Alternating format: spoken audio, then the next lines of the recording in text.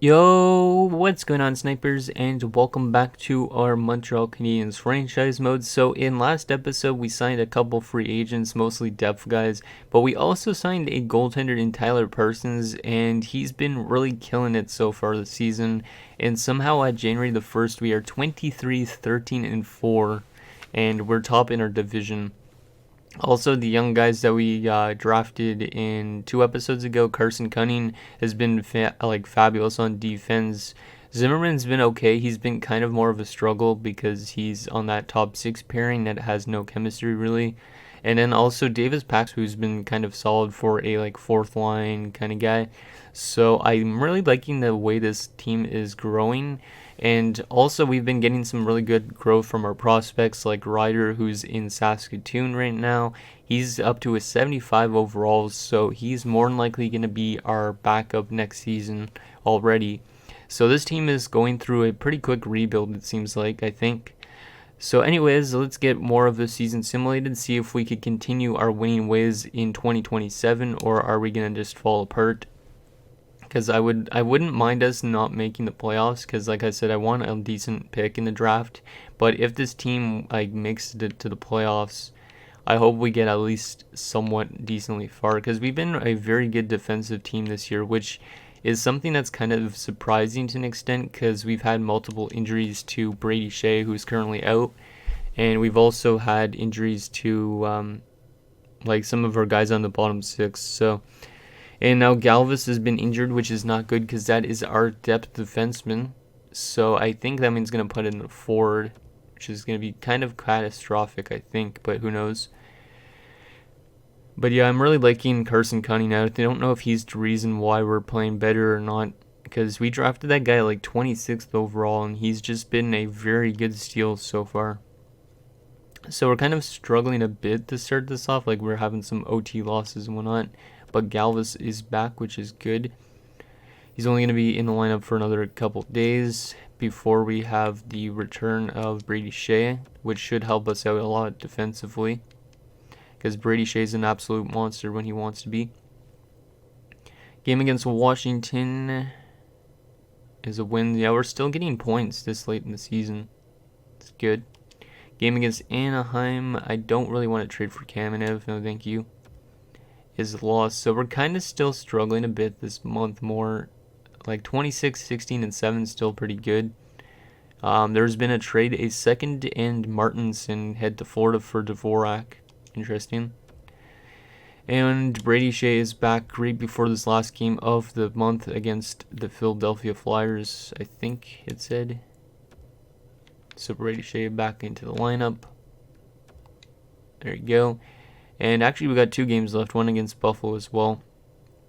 And we lose that one, and we lose that one. So yeah, we're kind of falling down now in the standings, which is what I kind of want us to do, because we started off really well, but this team kind of shouldn't be a playoff team. And if we are a playoff team, we'll probably be like a first round exit or something. So currently, though, we're still in prime position to make the playoffs, which is not a good sign really, but it's better than nothing, I guess. So, what do I wanted to check? I don't think there was anything I actually wanted to check. So let's go right up to the deadline. I don't think we're going to be making any trades unless we're way down to 500 at the trade deadline. Then maybe I'll start trading away Brady Shea and whatnot, because those guys could probably fetch me first round picks. So yeah, let's get the rest of this month pretty much done up to the deadline. See if we're playing good still or if we're playing bad. Because if we're 500, then I'm probably going to be just shipping out those guys. But if we're well above 500 still, I'm probably just going to keep the roster together. But some of these guys are more than likely going to leave in free agency next offseason, just because there's a lot of guys that should be jumping up to our NHL team, like Nick Grin, who's in the AHL. Heatley, who's on the defensive core down there. Maybe Oli Rene if he grows a lot. And then also Ryder for backup-wise. And we've won 3 games in a row. Yeah, we're probably not going to be trading those guys, I guess. So Miles Bell's been injured in the Miles. Let's go replace player. Yeah, I don't know if we want to make any trades to help us out in terms of the playoffs or not, because I feel like this roster still has some a good chance of making it farther, but at the same time, who knows? Like, it depends if our top line could produce. Sanheim and Favari head to Detroit for Bertuzzi in a second. Interesting. Miles Bell is back. So this episode is probably going to be pretty short if we make the playoffs, but oh well. Because I kind of wanted to be short to an extent. Because last episode I think was kind of long. I haven't edited yet, so I don't know. Game against Columbus is another win. Yeah, this team is doing really well. I think it's mostly because of Tyler Parsons, but hopefully Parsons gets similarly good in the playoffs as well then. Or do I start Sapanin over him? I don't know. So Fowler in a fourth, head to Edmonton for Salcido in a third. Interesting. Luke Snugard is on waivers. Decent depth defenseman. Huh. I wouldn't mind claiming him because he's got only 1 year left.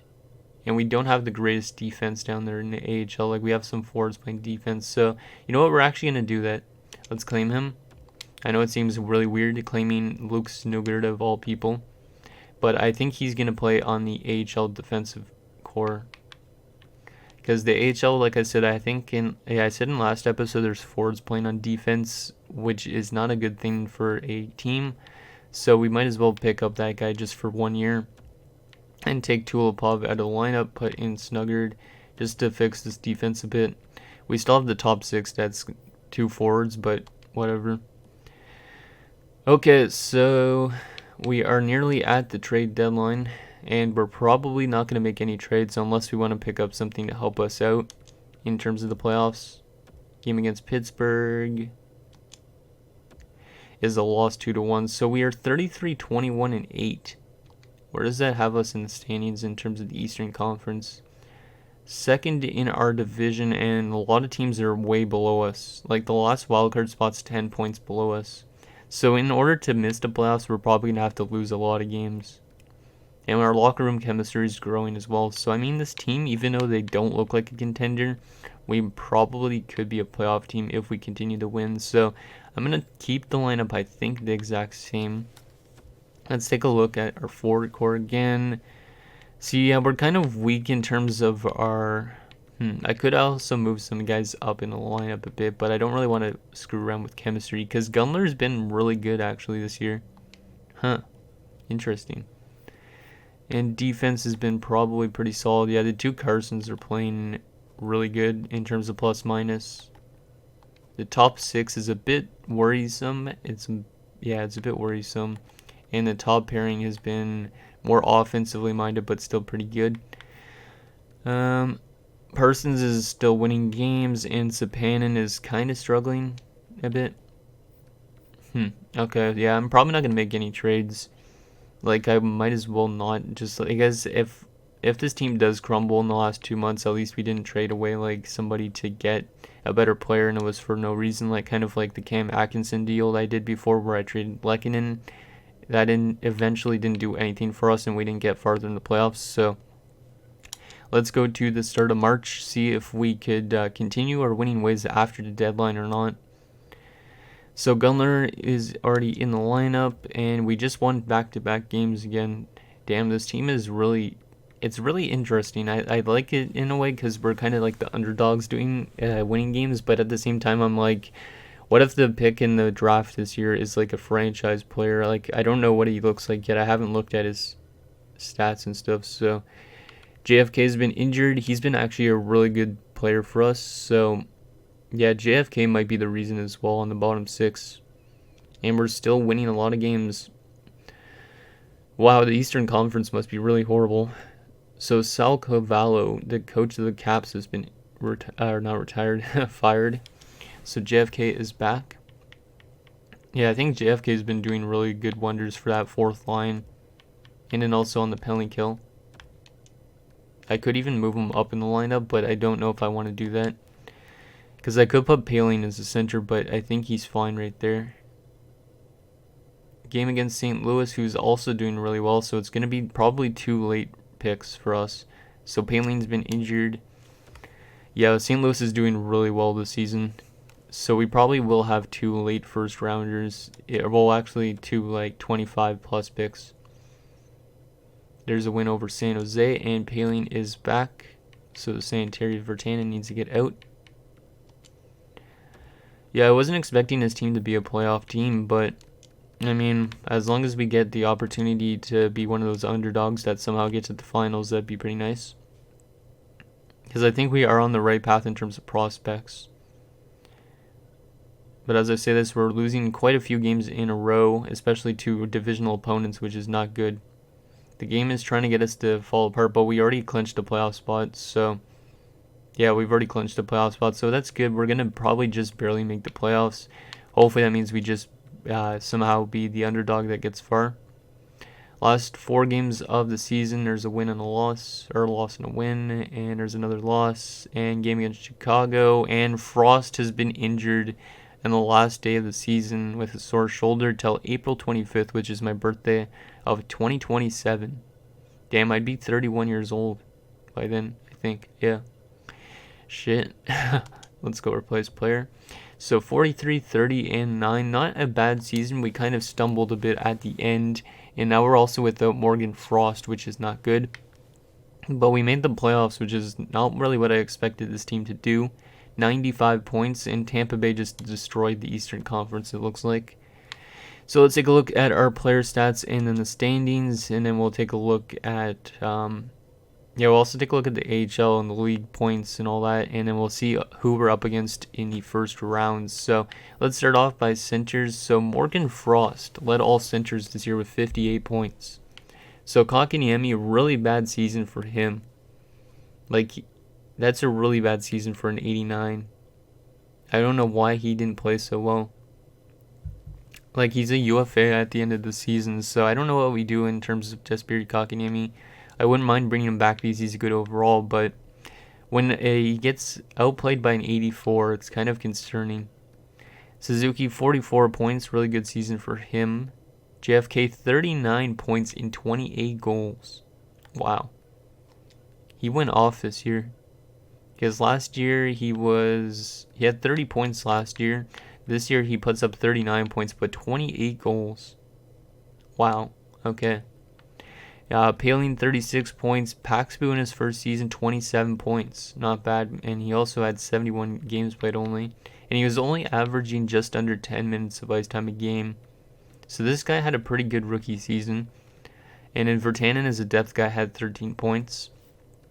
Left wing wise, Lafreniere, 79 points. Peltier had 50 points, but was a minus 25. So yeah, Peltier is one of these guys that struggle really badly on terms of defensive play, but he could be really good offensively. Right wing wise, Cole Caulfield, 58 points. He also had 28 goals, so JFK had just as much goals as him.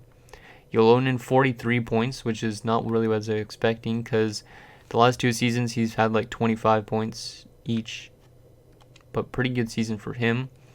Obekable, 36 points and a minus 24, so maybe we move him down in the lineup. And in Gunler, 28 points and a plus 15. In terms of our defensive core, Brady Shea, 37 points, so he is definitely on the decline this year. So this is probably his last year here in Montreal. Lambos, 31 points. That's his best season yet, I think. And he's up to an 85. Yeah, he's only getting better, which is good. Brandon Montour, 31 points and a plus 20. Carson Cunning, 21 points and a plus 17. Really liking that. Yeah, that's a really good first season for a guy that was only 18. Now he's 19. Mahura, 16 points. Zimmerman, 9 points in his rookie season and a minus 8. So he could be a bit better defensively, but it could be just being on the top 6. And in goaltending-wise, Tyler Parsons just had a really great season, and I think that's probably why we made the playoffs. And then Sapanen kind of struggled a bit, but he still stayed around 500, which helped out with our winning record.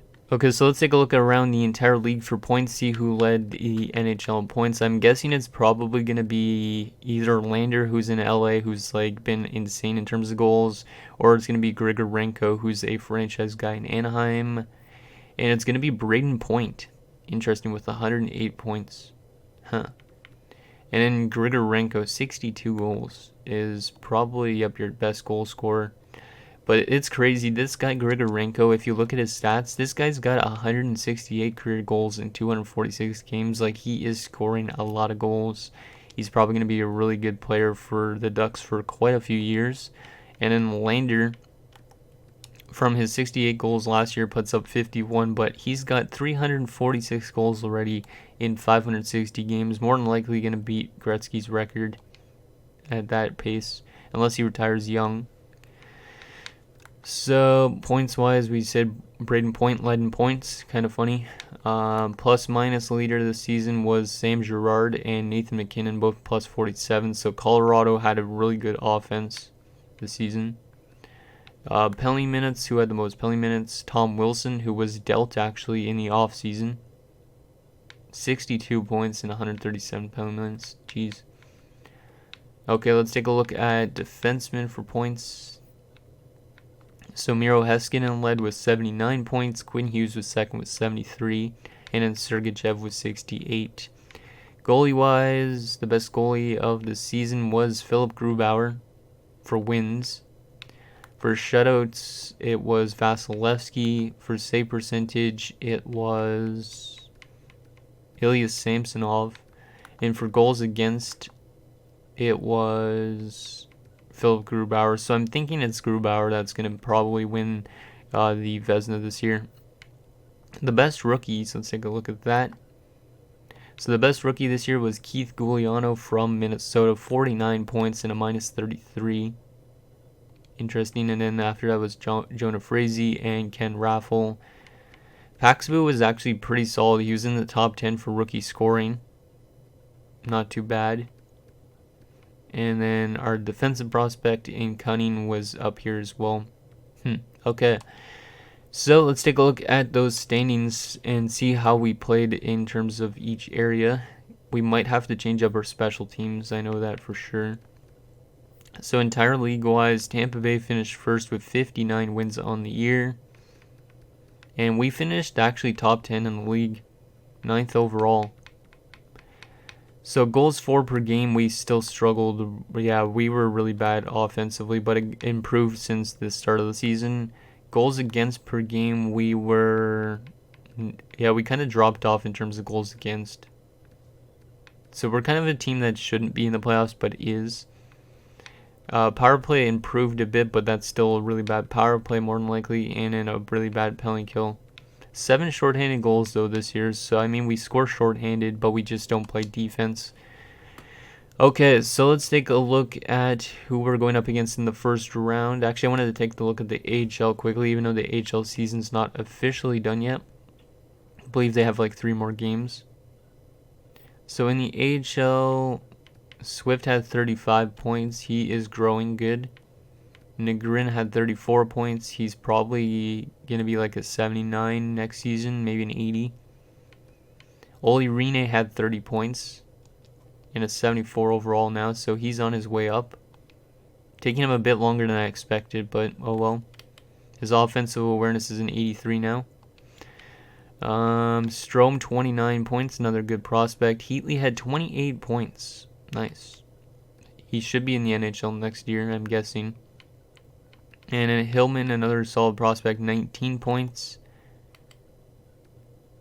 Should be in the NHL next year, I think, if he grows a lot. Salmon, 14. And goalie-wise, yeah, our goalies kind of struggled down there. But next year, I think Ryder's going to be able to play down there if he's not NHL ready. But I think he will be. So there's that. And yeah, let's see who we're up against in this first round of the playoffs. More than likely, it's going to be a divisional opponent. I'm feeling like the Buffalo Sabres again. So we made the owner goal, which is good. And yep, it's going to be Buffalo again. So we played Buffalo 2 seasons ago, I think it was, and we lost in the first round against them. And we also had home ice in that situation. And they're a really scary team. They've won 10 straight games going into the playoffs. So, yeah, I don't know if we're going to get a chance to beat them this time around. But who knows? Let's take a look at their lineup. It's probably similar to what they had before. So they got Huberdeau, Eichel, and Reinhardt. So Jonathan Huberdeau is a new piece, I think. So that's a really good top line. Second line, Milano, Shen, and Kane. So Vander Kane returned to Buffalo. Really good top six. And then third line, Skinner, Rasmussen, and Valentinko. Really good pieces here. And then Skinner's kind of a bit weak for there, but he is still probably... he's solid offensively. And then fourth line, you got Sundqvist, who's a really good penalty killer with Cousins and Joey Anderson. So pretty solid forward court. It's way better than ours, definitely, though. Defensively, they have Dolin and Yoki Harju, so pretty solid talent to punch. Top four pairings kind of weak. Rasmus Anderson and Robert Hagg. And then you have Nathan Beaulieu and Christian Jaros. So their defense is nothing to write home about, but that's probably because they're paying, Lekonen a lot of money, I would assume. Lekonen's a really good simulator.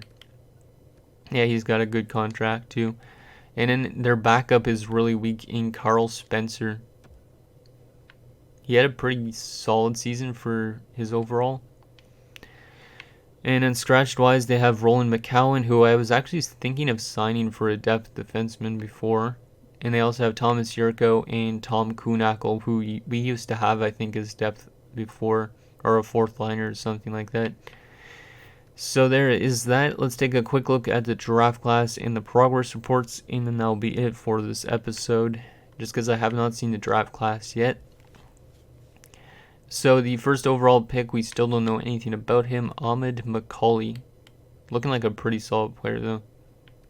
An offensive defenseman, Victor Voinov. That would have been really nice to get, but unfortunately this team simulated really well. So if we have two late first rounders, which we definitely do with St. Louis's pick, if they go far, we are probably going to have like picks in this area, so we could still probably snag up a top 6 forward or a top 4 defenseman, so not that bad. But I mean, I think that trade still made sense, that Domi trade we made a couple years back. So let's take a look at those progress reports, see how good Ryder is now. So let's go by modified and go into the systems. So Malhotra is growing a lot, but he's still probably not going to reach his potential, I think. Yashin's growing quite a bit for a low top 4, so he could be an NHL defenseman maybe by 23. Haken's growing. Anybody else interesting? Perot's growing. Swift is growing. Ryder is up to his 76. He's going to be a bit of an older guy when he comes into the NHL, but I'm still excited for him. Gill's is 64. Same with Collins. So yeah, we're just getting generally a lot of growth, which is good. Okay, so anyways, guys, that is going to do it for this episode of our Montreal Canadiens franchise mode. So in next episode, we will take it to the first round against the Buffalo Sabres, where we look for some redemption for our loss a few years ago. If we lose, then this season was kind of one that we should have probably traded away a lot of players earlier on, because I didn't really want to make the playoffs unless we go far. So hopefully we could somehow surprise Buffalo with a win. So let me know what you guys think, and I'll see you guys next time.